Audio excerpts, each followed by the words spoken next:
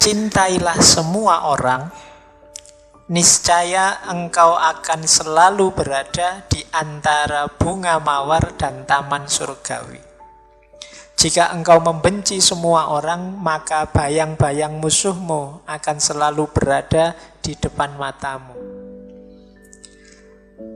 Ayo, matamunya membacanya pelan-pelan.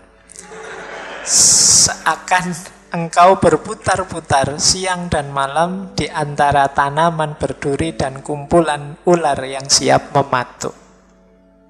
Jadi kalau kita jadi pecinta, hidup dalam cinta, medan hidup kita adalah medan taman bunga. Tapi kalau kita hidup dalam kebencian, semua orang akan tampak seperti musuh, dan orang yang kita benci itu dia hadir terus di pikiran kita, di hati kita. Kita seperti orang yang hidup di taman berduri yang banyak ularnya. Taman berdurinya saja sudah menyebalkan, apalagi banyak ularnya. Sudah mengerikan. Maka hidup dalam cinta bukan hidup dalam kebencian. Energi yang dikeluarkan sama, tapi energi yang kita keluarkan untuk mencintai melahirkan kebahagiaan seperti hidup di antara bunga mawar dan taman surgawi, sementara energi kebencian melahirkan kegelisahan seperti hidup di taman berduri dan kumpulan ular. Ya sama energinya itu maksudnya sama capeknya. Dari kalkulasi matematikanya itu sama. Orang mencintai kan sibuk membahagiakan yang dicintai. Sementara orang yang membenci sibuk gimana caranya yang dibenci jatuh. Dua-duanya sama-sama sibuk, tapi rasanya beda.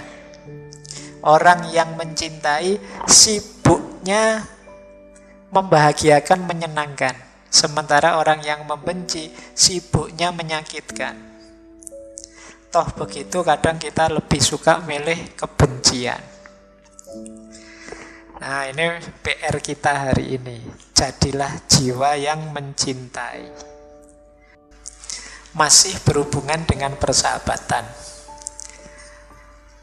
Saya bilang tadi ini saya ambil dari kitab Qawaidul Ishq al-Arba'un. Jadi 40 kaidah cinta. Harusnya 40, tapi ya saya ambil 7 saja. Tadi Maulana Rumi juga 7, Syekh Syamsuddin At-Tabrisi juga 7. Angka 7 kan ada rahasianya sendiri. Baik, yang pertama dari Syekh Syamsuddin At-Tabrisi, kesepian dan kesendirian adalah dua hal yang berbeda. Saat engkau kesepian, jiwamu mudah terperangkap dalam kesesatan. Sementara engkau mengira dirimu sedang berjalan di jalan yang lurus. Sementara merasa sendiri lebih baik untukmu, karena hal itu bermakna engkau tidak sendiri. Tetapi adalah lebih baik jika engkau menemukan seseorang, karena orang lain adalah cermin bagimu. Ingatlah bahwa engkau tidak bisa melihat dirimu kecuali dalam hati orang lain, dan melihat kehadiran Tuhan dalam dirimu. Jadi yang pertama ini menarik ya, bedanya kesepian dan kesendirian. Kalau kesepian ini kondisi jiwa yang konotasinya agak negatif. Orang bisa di tengah-tengah ngaji yang rame ini, tapi dia kesepian. Itu biasanya hubungannya dengan kondisi jiwa yang dia inginkan tidak ada. Terus dia merasa sepi. Ini orang satu masjid kok yang dibahas cinta-cinta saja, nggak ngerti bahwa aku sedang patah hati ini misalnya.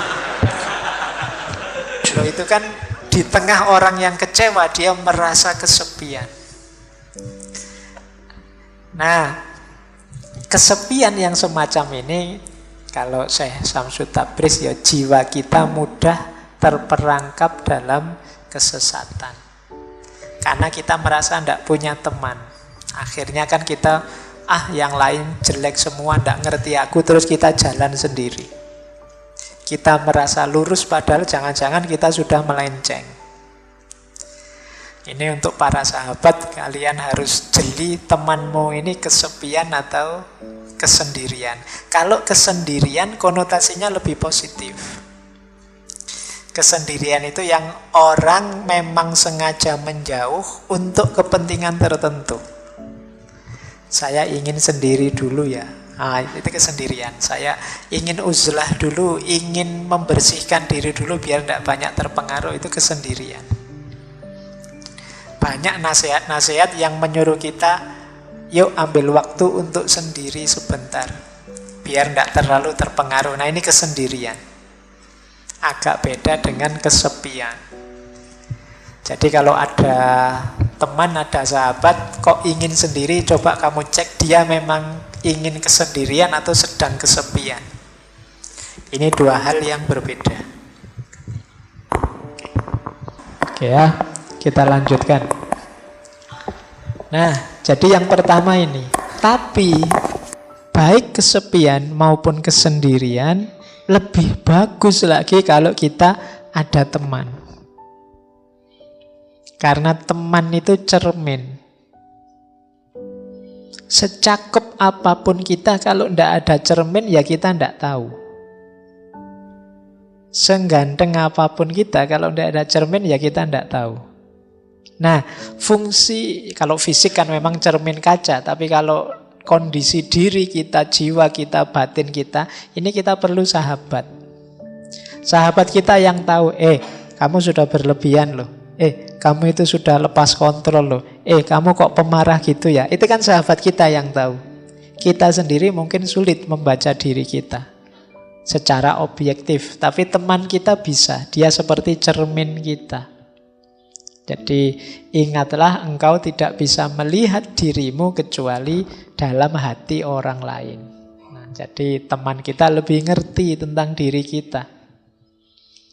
Pak, saya kan bisa melihat diri kita, diriku sendiri ke dalam. Kalau ke dalam diri, biasanya dalam dunia tasawuf, nanti kita ketemu Tuhan di sana. Rumusnya beda. Tapi untuk mengetahui level kita, tataran kita perlu teman, kita perlu sahabat.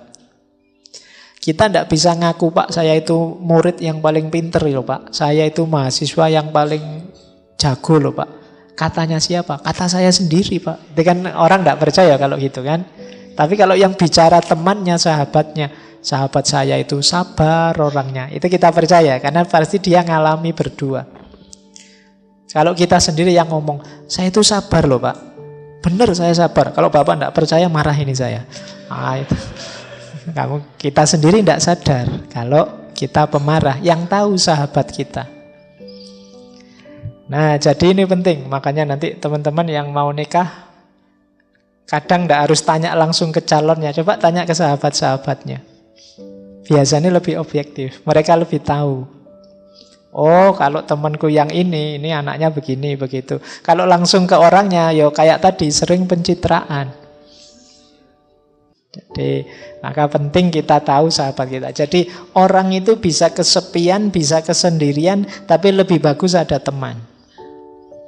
Akan lebih kondusif hidupnya. Jangan sendirian. Karena kita ini terbatas. Kita jadi kuat itu karena saling mendukung bersama yang lain.